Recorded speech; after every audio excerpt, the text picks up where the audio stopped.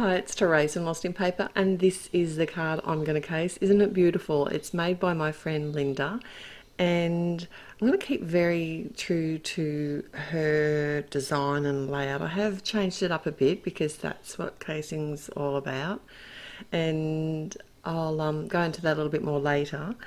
But I'm using a penny black stamp from Botanical Garden and really pretty flower, but I just had trouble with this card.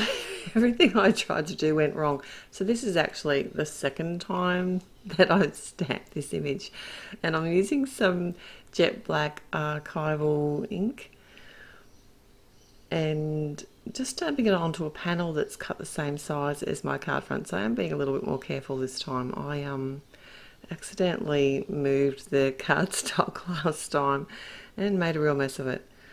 So I've used some Inkadinkado stamping mask paper and actually have cut the flower image out, and now I've got some Eclipse, this is on a roll, it's also a style of masking paper, and I'm creating a rectangle in the center, just sort of very similar to Linda's card, but I'm actually doing the opposite. So she had actually blended the colors outside the rectangle in the middle, and what I'm doing is actually blending the rectangle in the middle. And I'm using very similar colors, so I think it's a cracked pistachio and tumbled glass ink, and I'm just taking my time here. It might not look it because I have sped it up, but I'm taking my time here to try and add the color without sort of leaving any lines in the distressing. I'm trying to improve my blending skills at the moment, and thank you, Linda, for that. I've just removed my masks, and this is like the second thing already. I didn't actually put my flower mask on very well, and I have this white gap surrounding the flower.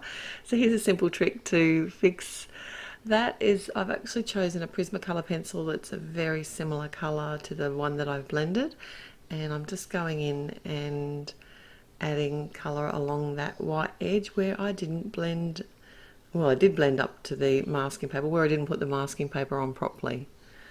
So now I'm going to start colouring my flower. I did think I'd sort of change it up a bit. Linda's flower was a really pretty pink colour, and it was gold embossed or stamped in gold around it. And I thought I'd make my flower like sort of stick with the gold theme, but actually just colour, mostly just colour the flower in and do it with my Prismacolor pencils. Actually, no, I'm using polychromos pencils today, and I'm trying to get that sort of goldy colour, so I'm bringing some green in amongst the yellow as well. So then I thought I'd blend it out with my Gamsol, and that's where I realised, I don't know why, but I stamped this in Ranger Jet Black ink, and the Gamsol's not happy with that ink, so change of plan yet again. And a bit of a smudge in the black.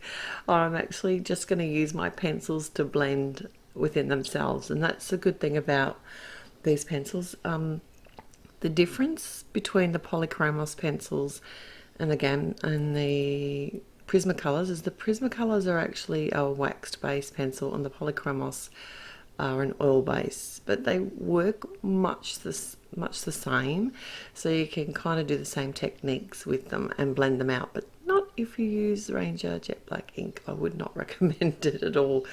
So I'm simply just using my colours on top of each other to blend out the colour within the flower, and that seemed to work well.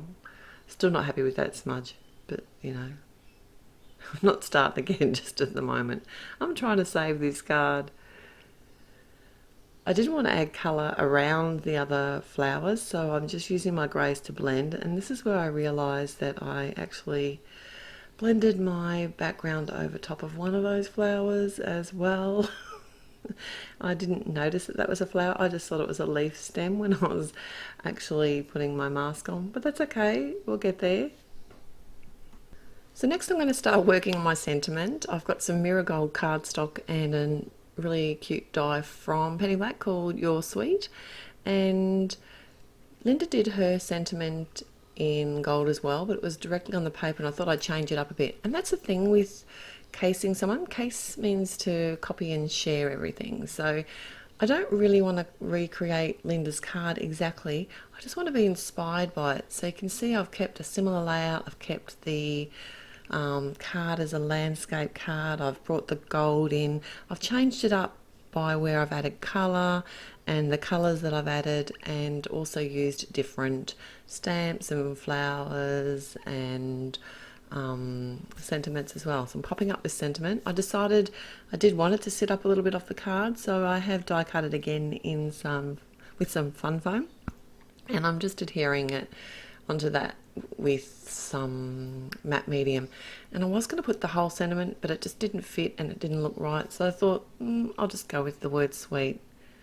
And this is how I cover up one of my mistakes. I'm using some gold metallic sequins. They're pretty pink posh ones. They're the 6mm, and I really like this colour gold. It's a real rich sort of gold. I didn't really get the photos really didn't show it off so well, but that's okay. It looks lovely in real life. I've also got some gold glass seed beads from my cross stitching days that I've added in here as well, and I'm just adhering those down with some matte medium as well. So hopefully they'll hold in the post. They should. I'm using the same matte medium. The liquid glue seems to work really well on the fun foam. And if you use the matte medium, then if it does sort of seep out, then it doesn't leave that sort of glossy edge or a sticky edge like the Tombow Mono Multi can do. But you do need to just allow a little bit more time for it to dry. And of course the flower wasn't gold enough for me, so I'm fussing with it now. And I did come in and add a bit of colour and shading afterwards. And I will list all the colours that I used today over at my blog, so you'll be able to find them if you link through the description below.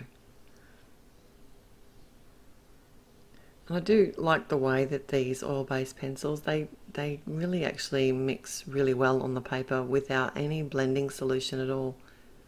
And they've got a really nice range of colours too. And you can actually make your own colours with these pencils. You can keep sort of layering them up. And that's my finished card. Thank you so much, Linda, for inspiring me. I'll be back again real soon. Till next time, happy paper crafting. Bye.